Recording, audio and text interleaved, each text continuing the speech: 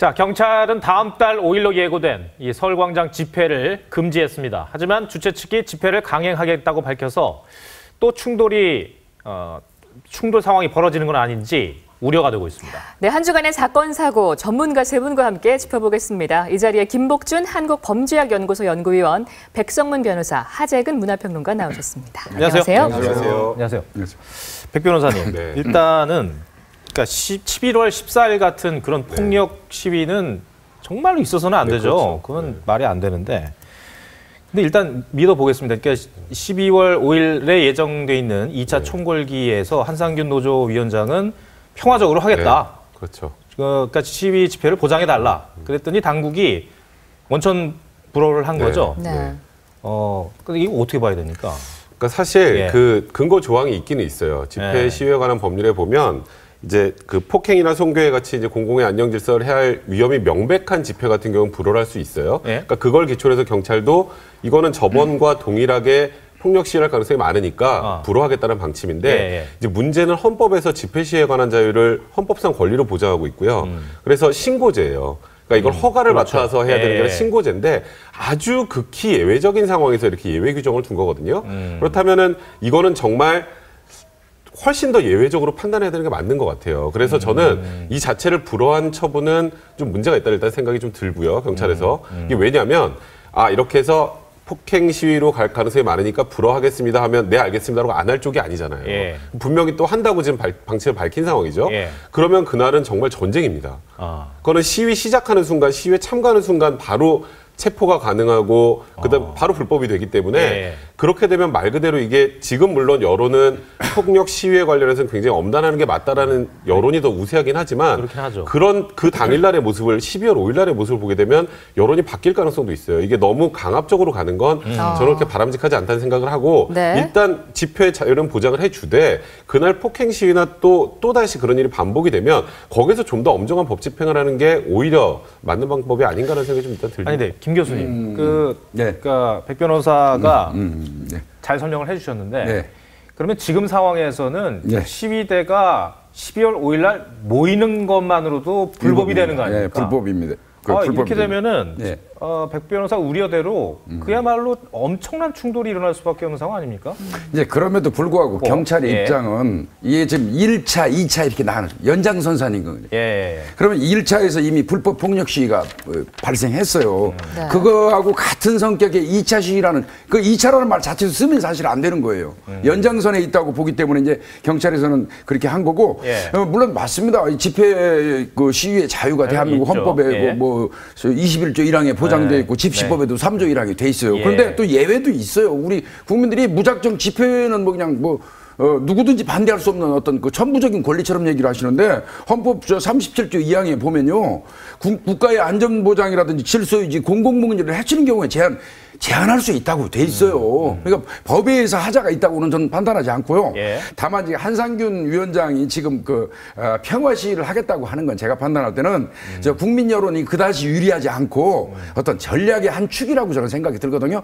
경찰에서 이런 말씀이시죠? 그래서 경찰에서는 위험 발생 방지 조치라는 그 규정이 있어요. 어떤 위험한 요인이 발생할 가능성이 있다면 그 미리 대비하는 것도 어떤 경찰의 직무 중에 하나이기도 합니다. 근데 하나 말씀드리면요. 이제 1차 집회 때 11월 14일 날은 청와대로 진격하겠다고 얘기를 했었잖아요. 그런 날이라면 오히려 그날 집회를 최초로 애시당초 불허하는 게 맞았다는 생각이 들고요. 이번 같은 경우에는 아까 말씀하셨던 것처럼 한상균 위원장도 평화 집회하겠다고 중재를 해달라고 하고 조계종 측에서도 평화 집회 관련된 중재를 하겠다고 하는 상황이잖아요.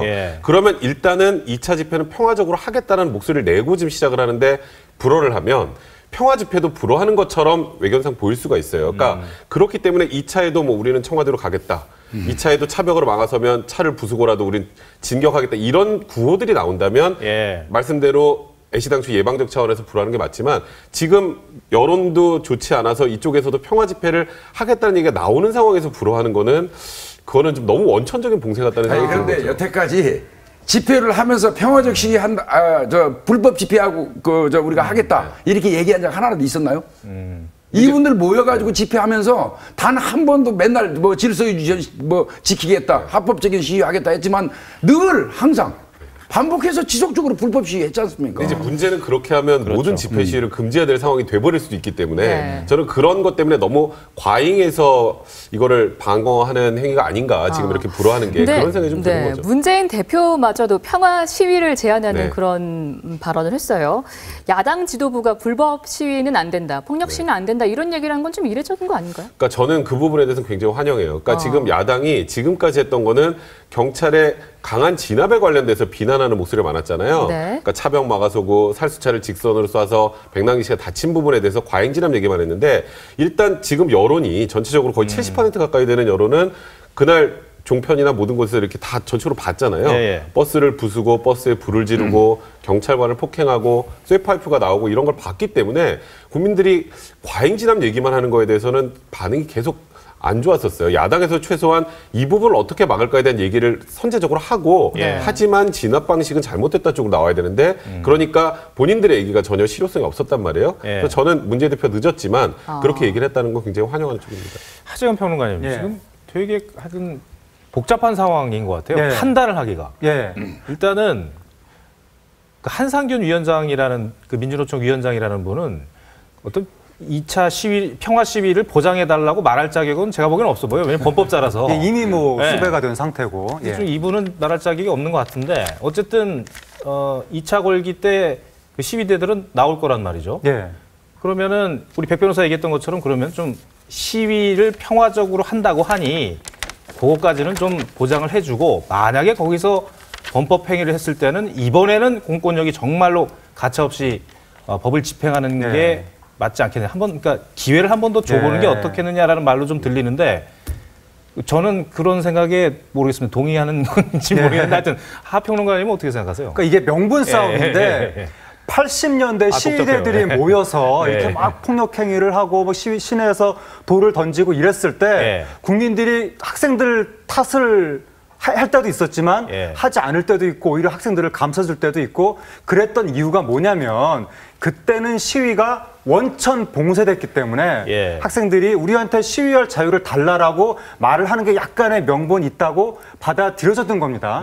근데 지금은 오히려 국민들이 시위대를 보는 시선이 싸늘한 이유가 뭐냐면 아니 시위를 누가 못하게 한 것도 아닌데 얼마든지 자유롭게 시위할 수도 있는데 거기서 시위하고 자신들의 의사를 밝히면 될 것이지 왜 굳이 청와대로 가자 해가지고 충돌을 자꾸 만들고 경찰을 공격하느냐라고 해서 시위대들의 명분이 사라졌던 겁니다. 그런데 이번에 만약에 이제 80년대식의 원천 봉쇄가 다시 나온다. 그럼 이제 시위대 입장에서는 봐라, 우리는 시위 평화적으로 하려고 했는데도 경찰이 우리를 막으니까 우리가 어쨌든 최소한의 기본권을 위해서 경찰한테 저항해야 되는 거 아니냐라고 나름대로 자기네들의 또 명분을 내세울 여지가 생기는데 굳이 그런 명분을 줄 이유가 있느냐. 경찰이 지금 그 우리나라 경찰이 지역방어 시스템이잖아요. 그 이순신 장관 앞에 선을 딱 쳐놓고 여기만 넘어오지 마라. 왜 굳이 거길 넘어와서 그 국민들이 그 시선도 안 좋았던 건데 이게 지역방어를 넘어서서 시위 자체를 불허하는 쪽으로 그런 인식이 생겨버리면 이게 이제 이 경찰한테 이미지가 오히려 안 좋아질 수도 있고 이게 이런 극렬한 시위를 주도하는 분들이 주로 이제 40대, 50대 이런 분들인데 이런 분들한테 원천 봉쇄야? 야, 그 80년대 아니면 유신 시절로 돌아간 건가? 그래서 이분들이 더 극렬한 행위를 하는 빌미를 줄 수가 있는 것이니까 이런 부분에 대해서는 다시 한번 좀 숙고를 해봐야 되지 않나 그런 생각도 듭니다. 화쟁이 측에서는 중재를 하겠다고 얘기를 하지 않습니까? 근데 이제 개인적인 소신입니다만 중재라는 거는 중재를 하려면 자격이 있어야 돼요. 그러면 중재를 하려면 이해관계가 전혀 없어야 됩니다. 그렇죠? 그 다음에 개입의 소지가 어느 일방 쪽이라도 보호하면서 개입한다? 그건 개입이 될 수밖에 없어요. 그럼 중재를 한다고 자꾸 얘기를 하시는데 중재를 하려면 중재의 자격을 좀 생각을 해보시라는 거죠. 일단 범법자입니다. 한상규 씨가 무슨 양심수입니까? 그 사람을 조계사 내에서 지금 보호하고 어떻게 보면 종교가 품는 건 당연한 거지만은 일단은 한상균 위원장이 조계사 내에 들어가 있는 그런 상황에서 일견 상대방 쪽에서 본다면 그거는 그 개입이거든요. 그런 상황에서 이 중재를 한다? 그 중재의 자격이 될까? 이런 것도 저는 좀 의문시돼요. 그러면 오늘 유 앵커도 얘기했습니다만 문재인 대표가 조계사를 찾아가서 좀 이례적이긴 합니다. 폭력 시위는 좀 자제해 달라라는 그런 메시지를 보내긴 했어요. 경찰도 과잉 진압은 하지만 양비론을 폈는데 그러면서 12월 5일 집회 때는 감시단으로 의원들이 좀 나가겠다. 평화적으로 유도를 하겠다는 그런 의미인 것 같고 조계사 쪽에서도 그런 행동을 하겠다고 하는데 그 정치권과 종교계의 이런 행동이 어떤 평화 시위를 보장을 할 수 있을까요? 이게 이제 물론 평화 시위는 가능할 겁니다. 인위적으로. 지금 상황에서는 그렇다 하더라도 저는 그 중재의 자격을 자꾸 보자는 거예요. 과연 그게 맞는 것이냐? 스님들이 나와서 차벽 대신에 사람 장막을 치겠다. 그리고 저 문재인 대표 뭐 잘하셨습니다. 지금 오늘 발표하신 거 잘하셨지만 아니 진즉 좀 하시죠. 그런 비판이 있죠. 사실 그리고 현실적으로 좀 보자고요. 지금 그 시위를 하시는 분들이 엄밀히 얘기하면 어느 정파 쪽에 가까운 사람들입니까? 그거는 제가 아까 말씀드린 중재의 조건에서 조건은 벗어나 있다고 보여지거든요. 예. 아니 뭐 어떻게 해야 될까요, 백 변호사님? 이게 그러니까 이거 참 정말 어찌 보면 만약에 12월 5일의 상황은 저희들이 예측이 가능해요. 이분들 그렇죠. 모일 것이고 그렇죠. 그 일부 그 극렬 시위꾼들은 폭력을 휘두를 것 같습니다. 그렇죠. 그러면 불상사가 생길 수밖에 없는 거고 또 혼란스러운 또 그 도시심이 될 텐데. 그러니까 일단 대전제는 그런 상황을 없어야 된다라는 게 대전제잖아요. 그러니까 이제 지금 경찰의 발표로 따르면 아예 집회를 불허하면 그걸 안 하면 평화롭지 않겠느냐 이거잖아요. 일단은. 근데 그게 현실적으로 불가능하다는 건 뭐 강행하겠다는 방침도 밝힌 상황이고 그런 상황이면 어쨌건 집회 시위는 있을 거고요. 그럼 경찰은 어차피 막았을 거고 근데 허가되지 않은 집회 시위니까 시작부터 경찰은 집회 참가하는 것 자체를 막으려고 할 거란 말이에요. 그러면 예를 들어서 일 정도의 폭행 시위가 가능한 상황이 10이나 100이 될 가능성이 있다는 거예요. 저 개인적인 생각은 아까 하재근 평론가도 말씀하셨던 것처럼 못하게 하면 더 심해집니다. 그러니까 저는 그래서 지금 현 시점에서 저도 지금 아까 김복중 교수님 말씀에서 전적으로 동감하는 건 조계종은 중재자가 없어요. 여기서는. 그러니까 어쨌건 한상윤 위원장은 현실적으로 그 안에 있어서 그 한상윤 위원장 막아준 상황에서 지금 조계종에서 한다는 건 좀 무리가 있는 것 같고 지금 뭐 어쨌건 그래도 조계종도 나서서 인간 막도 치겠고 야당 쪽에서 나서서도 폭행 시위를 막도록 의원들이 나서서 막아쓴다면 아무래도 시위하는 분들이 이걸 넘어오기 쉽지 않잖아요. 그런 정도 상황이 어느 정도 보장이 된다면 그럼 목소리를 낼 수 있게 해줘야 되는 거 맞거든요. 그러니까 그렇다면 저는 이런 경우에는 좀 이례적으로 좀 변경을 해서 집회 시위는 허가를 해주는 게 대신에 거기에서 불법적인 요소가 드러난다면 그때는 정말 단호하게 법 집행을 하는 게 가장 현실적인 대안이 아닐까 생각이 듭니다. 저는 이 시위 지도자들이 그 의식이 좀 바뀔 필요가 있는데 우리나라가 민주화가 된 이후에 멀쩡히 시위 잘하고 있는데 경찰이 쫓아가서 시위대한테 뭐 폭력을 행사하고 이런 적이 없었습니다. 그런데 어디서 자꾸 폭력이 생기냐면 시위대들이 서울시청 앞에서 시위 잘하고 나서 갑자기 누군가가 청와대로 갑시다 하면은 그 이제 이소인 장군 광화문 이쪽으로 행진을 하면서 경찰은 막아야 되잖아요. 또 그냥 보낼 수 없으니까 거기서 충돌이 생기는 건데, 그러니까 이쪽 이 시위 지도하시는 분들이 아예 원천적으로 청와대로 가자, 청와대로 행진, 이건 아예 없는 것이다. 우리는 서울시청 앞 내지는 뭐 청계천 광장 여기서만 우리의 의지를 밝히고 이걸로 끝이다, 이걸로 해산이다, 이걸 분명히 명문화를 하고 그 세계에서 완전히 동의를 받아야지 그냥 처음에는 뭐 평화적으로 하겠습니다 해놓고 중간 말미쯤으로 가서 갑자기 청와대로 갑시다 해서 행진하는 이러한 관행이 유지되는 한 경찰과의 물리적인 충돌을 피할 수 없고 그리고 또 하나 문제가 뭐냐면 이 경찰이 차벽을 치면 차벽 자체가 굉장히 비민주적인 것이고 포갑적인 것이고 폭력적인 것이고 당연히 차벽을 우리가 물리쳐야 된다, 이걸 대전제로 깔고 있는데 그게 아니라 사실은 차벽이 없으면 더 큰 부상이 심각한 상태가 생길 수가 있습니다. 경찰하고 시위대가 몸과 몸으로 부딪히면 그 심각한 상태를 막기 위해서 차선책으로 어쨌든 안 좋은 거지만 어쨌든 현실적인 필요에 의해서 차를 통해서 오히려 시위대의 부상을 보호하는 것이다. 이런 식으로도 좀 인식의 전환을 해서 차벽만 보면 무조건 막대기 들고 달려가는 이런 문화가 사라져야 폭력이 좀 사라질 것 같습니다. 백 변호사님. 또 한 가지 또 논란이 되고 있는 사건이 신기남 의원이 또 아들 로스쿨에 찾아가서 압력을 행사했다, 이런 의혹이 일고 있는데 힘없는 부모들, 또 자식들이 들으면은 이만큼 또 공부를 사는 일이 없을 것 같아요. 그러니까 지금 일단 신기남 의원은 그냥 아버지로서 그러니까 아들이 로스쿨 졸업시험에서 낙제를 하게 되면 변호사 시험 못 보거든요. 그러니까 찾아가서 구제책이 없는지 물어봤을 뿐이다라고 하는데 일반 아버지는 모르겠는데요.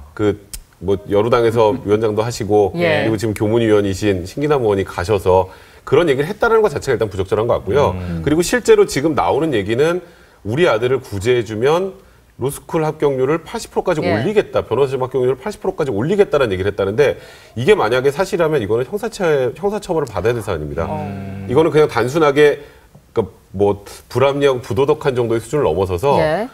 졸업시험 업무를 방해한 업무방해죄에 해당할 수 있고요. 예. 또 공무원으로서 직권을 남용해서 권리 행사를 방해하거나 의무 없는 일을 하게 한 거기 때문에 직권남용죄도 해당할 수 있어요. 그렇기 때문에 이 부분은 당 차원에서 저번 유르덕 의원처럼 뭐 시효가 지났다거니 뭐 이런 식으로 그냥 얼버무리고 무마할 사안은 아니라는 생각이 좀 듭니다. 근데 예. 김 교수님, 지금 이제 신기남 의원은 당 차원에서 그 당무감사원이라는 게 생겨서 이제 조사에 착수를 했고 거기에 성실히 임하겠다라고는 얘기를 했는데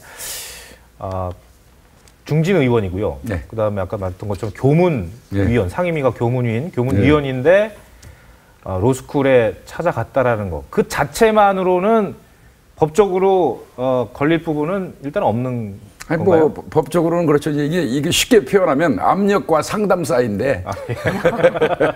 근데 이제 문제는 압력과 상담 사이. 그러면 이번에 일이 신기남 의원 측에서 예. 내놓은 게 아니죠. 예. 이거는 분명히 경희대 노스쿨 쪽에서 나온 말일 겁니다. 이 말 자체가. 그렇다면 압력이라고 판단이 됐기 때문에 불쾌해서 나온 거예요, 이게. 본인은 상담한다고 찾아가서 커트라인 왜 이 대학만 커트라인이 이렇게 높냐 좀 낮춰라. 그거 바꿔서 얘기하면 우리 아들 그 좀 통과 좀 시켜줘라 그 소리 아니겠습니까? 예. 근데 그걸 받아들이는 사람 입장에서는 상담으로 안 들은 거예요. 압력으로 받아들인 거란 말이죠. 압력으로 받아들였기 때문에 불쾌해서 이거 발표한 거예요. 신기남 의원 측에서 발표한 겁니까 이게 이 내용이? 그러니까 이건 명백히 압력은 맞는 것 같습니다. 압력은 맞고요. 다만 뭐 이제 그 말은 안 하셨다고 그래요. 예. 변호사로 50%에서 80%로 올려주는 거 그 얘기는 일체 한 바 없다고 얘기를 예. 지금 하시는데 나중에 이제 그게 사실인 걸로 밝혀지면 조금 전에 백 변호사님 말씀하신 것처럼 법적인 어떤 제재 조치를 받아야 될 겁니다.